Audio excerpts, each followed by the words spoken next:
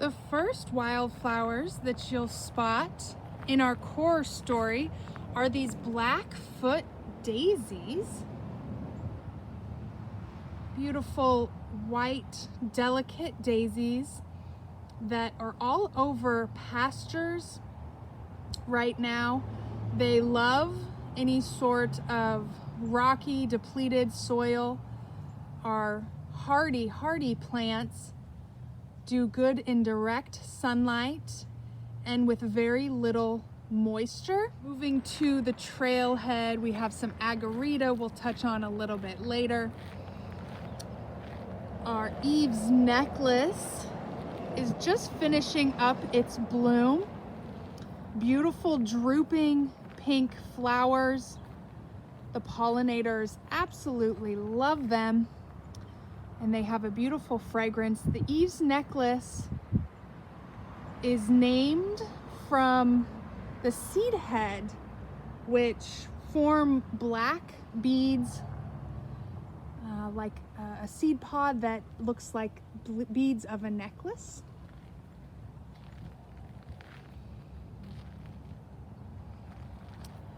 We will cross the dry creek.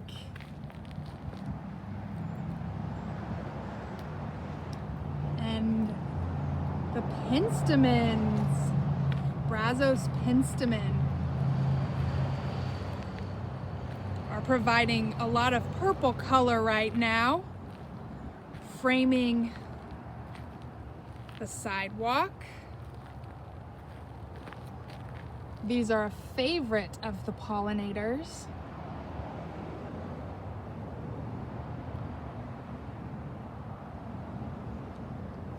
Another penstemon we have growing is foxglove.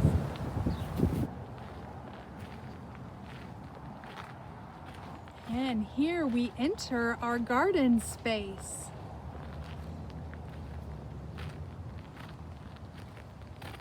More penstemon to complement our bluebonnets growing atop a burned rock midden model. For those of you who don't know, a burned rock midden is an earth oven used by indigenous people to cook their food using the insulation of the earth and a fire source that they buried underneath the ground. This is a model. Now around these bluebonnets, we have some lemon mint growing. These will bloom in about a month, but at the moment you can identify them by breaking off a piece of the leaf and smelling. It has a lemon peppery scent.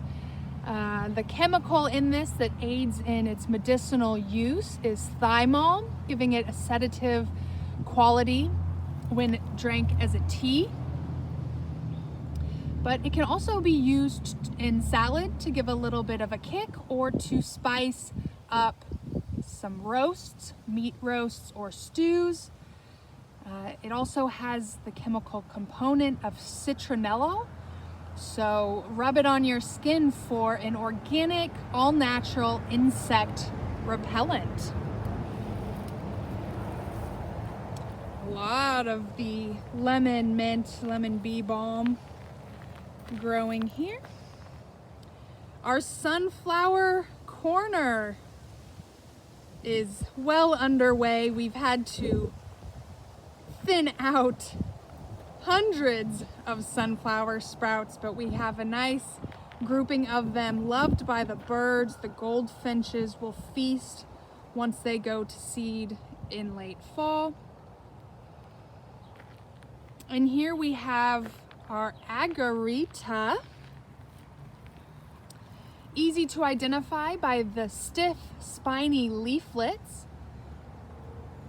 One of the first natives to bloom in spring with yellow flowers that are extremely fragrant. Our entire garden smells sweet when the agaritas are in bloom. And we're starting to get berries already. Some are even starting to turn red. edible berries, delicious, high in vitamin C. The agarita plant also has medicinal properties.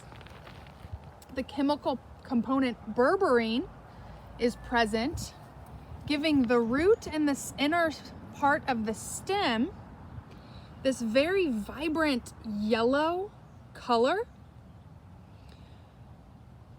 You can make a tincture by steeping this in alcohol solution, and it will pull out the berberine, antimicrobial and antifungal properties. Or you can even just brew it in some hot water to make a decoction, a tea out of it. The leaves themselves can help with nausea if chewed or put into a tea. Or that beautiful yellow color of the berberine can also be used to dye fabric. This yellow cloth was white before we soaked it in a agarita tea.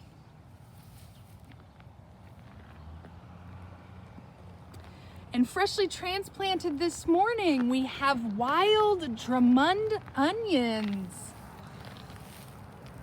Such beautiful, delicate little flowers. These are popping up throughout our county at the moment.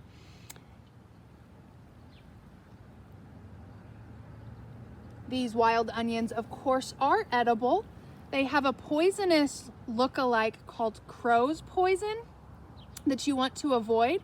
However, it's very easy to identify this wild onion if it smells like onions when you pick off a piece of the flower and break it up in between your fingers and smell. If it smells like onions, you are good to go. You can eat it. If you even notice, it kind of even, the stem almost even looks like a chive or a green onion you would purchase in the store. And when you pull out its root, there's a little onion bulb underneath, but the whole plant is edible and can be enjoyed to spice up your salads and your dishes. A model of that burned rock midden earth oven, what a cross section of it would look like.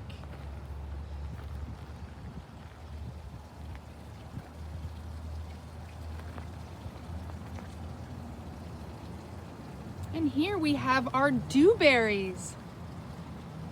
About a month ago, again, these were in bloom and covered by all sort of pollinators. And the flowers now are starting to show fruit. So in the next couple weeks, we should have plenty of dewberries to feed all of the birds and the critters, and maybe even a gardener or two. Up in our Wickiup village,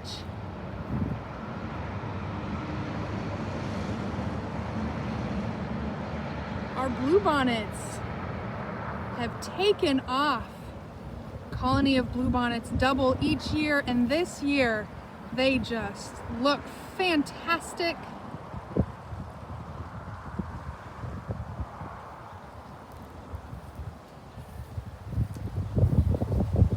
Another agarita. We have some orange zexminias in bloom.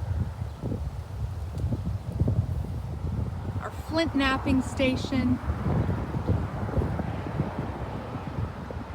Heart-shaped leaf of the redbud behind, and then we have the twist leaf yucca, a versatile plant.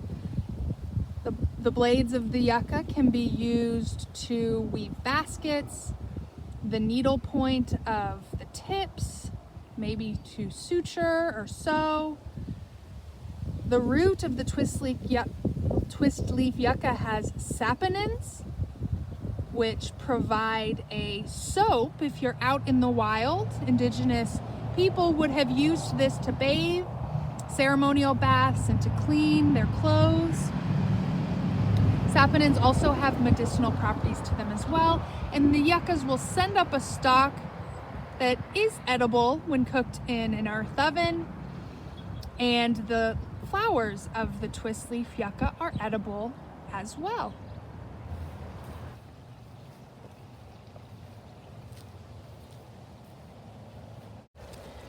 So we're moving back in here because tucked away, we have a beautiful colony of wine cups.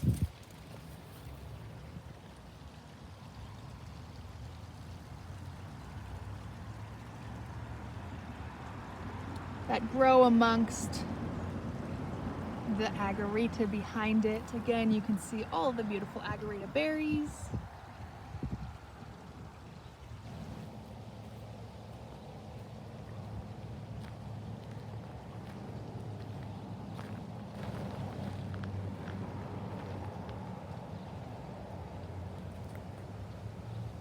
Cut leaf daisies are about to be in full bloom.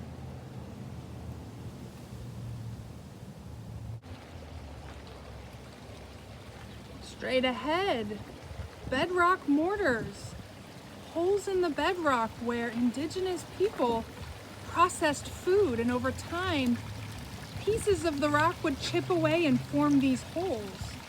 So this is actual evidence of the first people who lived in our county, in this area.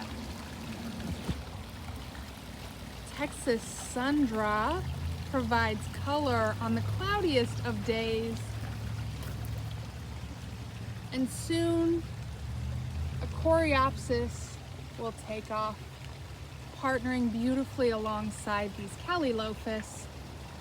One of the great things about a wildscape garden is every year we change, we grow, something new and unique will find its way into the garden.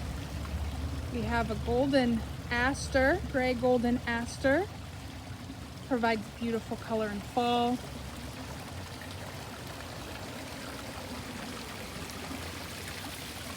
And here a vervain grows out of the sandstone wall.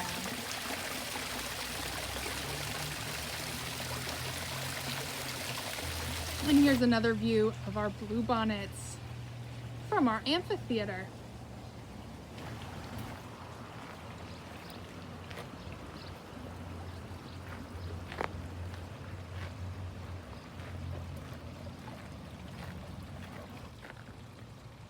Verbenas.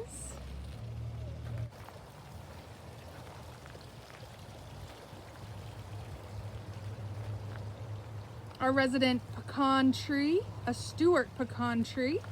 Our new birder's garden and birding fountain. There was hummingbirds playing in the flowing water just the other day.